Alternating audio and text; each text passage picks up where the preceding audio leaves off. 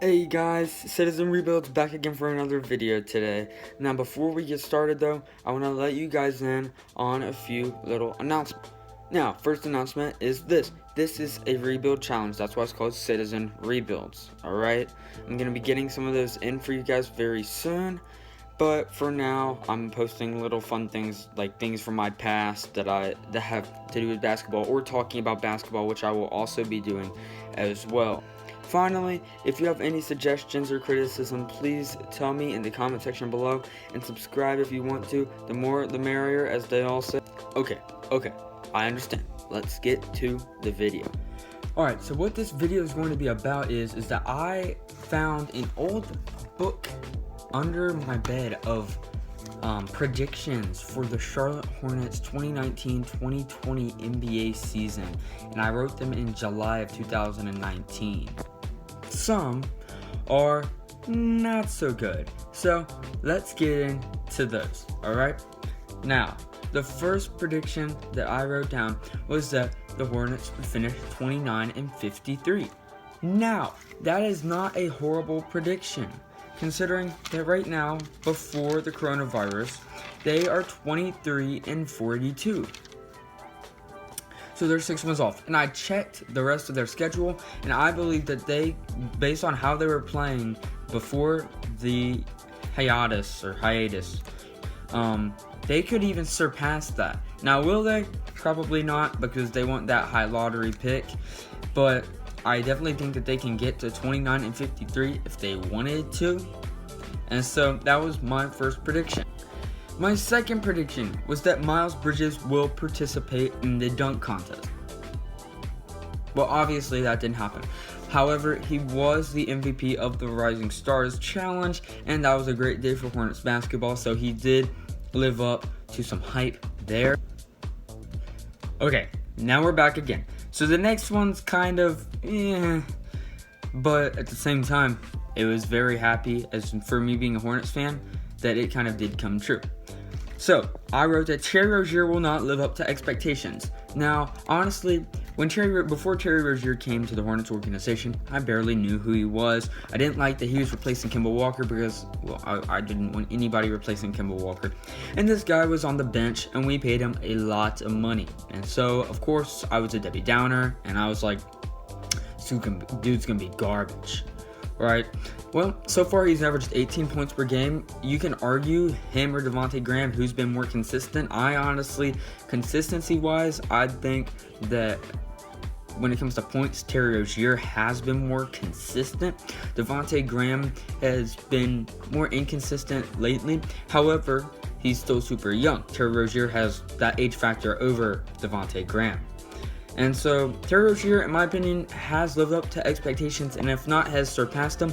Now, is he worth the money that he's getting paid? No. Is he an all-star? No. Will he ever be an all-star? No. Most likely not.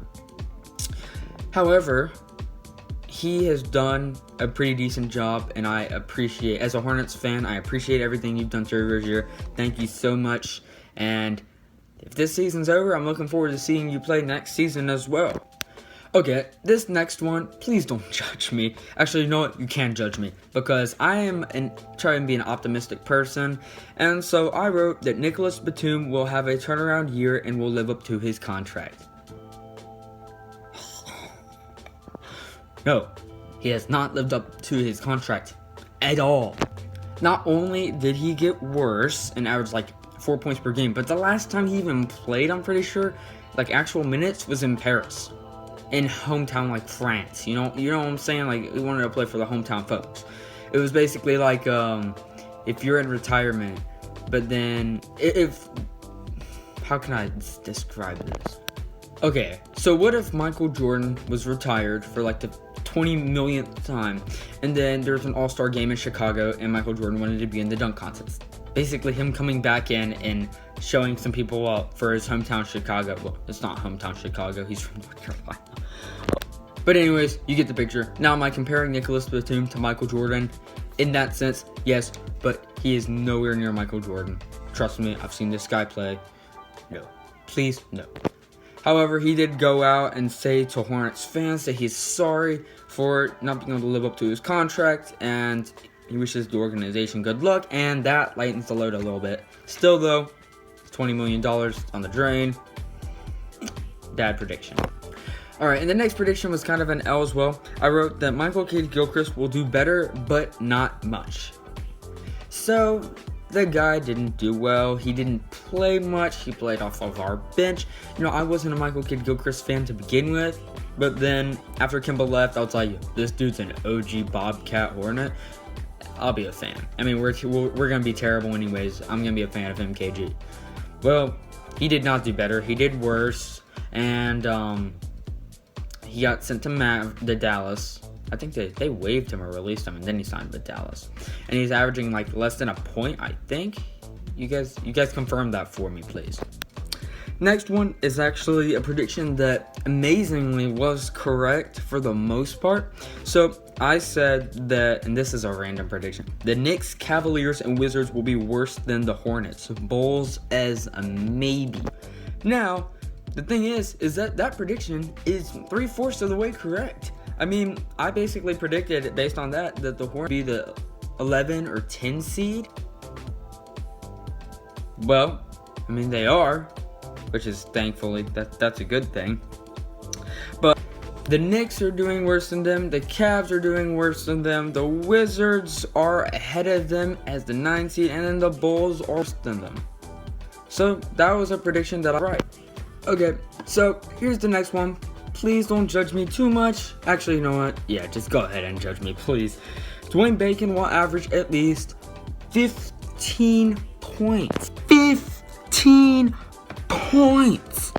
Okay, obviously, that hasn't happened. He had his a few, maybe 3 bright moments in the beginning of the season, but he's been in the G League since. I think Dwayne Bacon could be pretty good for the Hornets. He just has to find his groove. Like, he was shooting horrible in the beginning of the season, and he just has to get back to where he was at first. Alright, and then the next one up was a great prediction. Alright, so I said that PJ Washington will be on an all-rookie team. Now, actually, the way I'm looking at it, either him or Eric Pascal or possibly Rui Hachimura will be fighting for that first team all-rookie for that position. PJ Washington, he had one of the strongest first games I think anybody has ever heard of. You know, knocking down 7 3-pointers in his rookie game. The dude was incredible, like 27 points. Good night. It was fun watching him. I was like, welcome to the league, young fella. But I wrote in here that he is averaging 12 points right now, 5 rebounds, 1 steal, 0.8 blocks, and 37% from 3. That is pretty good. And considering that when the Hornets drafted him, I was like, who is PJ Washington? I was very happy. So, okay. So yeah, the next one after this is a very fun one for sure. If you can't see this card right here, that is a Devontae Graham rookie card autograph. And I purchased this thing at a card show back when he was like playing his first NBA games. It was for the Charlotte Hornets. Kimba was playing, and he was Kimba's backup. And he showed up, and he had like a really good game at one point. I was like, dang, this dude could be good. Who is this guy? I heard he came out from Kansas, so I was like, you know what? This dude, the way this dude's playing, he could be a stud. And then he ended up shooting really bad for that season, and he barely played, and people were making fun of him, and he was a 69 overall in 2K19, and everybody forgot about it. Now, after Kimba left and Tony Parker retired, I was like, wait, that's their only point guard other than Terry Rozier. This dude could be good. You put him in a backup piece behind Terry Rozier, I have no doubt if this dude's playing minutes, he could be really good. And so I've always since then been a Devontae Graham fan. And so here I wrote, Devontae Graham will be a strong bench piece. Now for the first 10 games of the NBA season, he was doing pretty well, other than like one game where he shot like 1 for 12 or something. But he was great off the bench. And then they decided to start him and Terry Rozier. And since then, you know the rest of the story.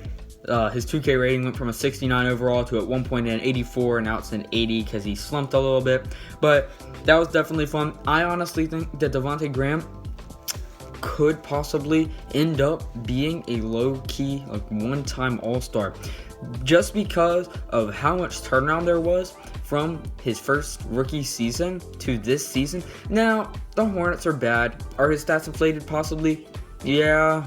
But then again, in the grand scheme of things, they're the 10 seed. It's not horrible. It's not like Colin Sexton playing for the Cleveland Cavaliers. You know, like, the ball's always going to Colin Sexton. Or if it's like Julius Randle on the New York Knicks, like, they're always getting the ball. So that's kind of inflation right there. Now I'm gonna go quick with these last three. I said Miles, this was a random one. I said Miles Bridges would average 6 rebounds per game. He's currently averaging 5.6 rebounds. 5 and above, give it a shove. That is basically, if you round, that is 6 rebounds. So I got that prediction basically spot on almost. I said Cody Zeller will get injured at some point. He wasn't really injured this season. In fact, I don't know if he ever really was. I can't clarify that though. And then I said a trade will go down with the Cavaliers between the Hornets and the Cavs. Last offseason, there was some talk of sending Tristan Thompson and like J.R. Smith down to the Hornets, and for like Cody Zeller and I forget who else. And I was like, maybe Malik Monk. But I was like, man, that is crazy. That is awesome. And because I was a Cavs fan when LeBron was there, and honestly, I'm gonna stay a small Cavs fan for sure, just because, you know, my guys were Tristan Thompson, J.R. Smith, Kevin Love, Kyrie, and LeBron. I'm gonna stay that way for a while. That was the first NBA team I ever watched when I was little, and I'm gonna stay that way. Now, obviously, getting back to the trade, that never ended up happening between the Hornets, but sometimes I kind of wish it was, just to kind of shake things up a little bit. But no, that never did happen. And then I also predicted, I didn't write it down, but I basically predicted that Malik Monk would step up. And the beginning of the season, he was bad. He was bad. He was very bad. Sometime in November, though, I went with my school to go see the Hornets play the Detroit Pistons at Spectrum Center. And we were sitting up super, super high, but I brought my binoculars, and I was like, oh my goodness, the Hornets are going to get demolished. They're playing D. Rose, who, by the way, is one of my favorite NBA players, Blake Griffin, Andre Drummond, and the squad around them. Believe it or not, literally, it was the Langston Galloway show for that entire game, sadly. But then Malik Monk steps up and hits one of the craziest buzzer beaters, I think, Spectrum Center has ever seen, and you can argue that, but it was pretty difficult. And the crowd was going crazy. I was like, oh my goodness, I just witnessed history. That is amazing. I was like, Malik Monk, let's go. And then he had some really great games after that as well, and then he got kicked out of the league. So I'll leave it at that. Actually, no, that's wrong. He did not get kicked out of the league. He got suspended. Sorry, I was thinking of Tyreek Evans. My bad. Anyways, guys, that's it for today. I hope you guys enjoyed it. Leave a like below, and always remember, subscribe. And if you have any questions for me, ask it. Like I said, I will be getting those rebuild videos in very soon for you guys. As always, have a great day. Talk to you later.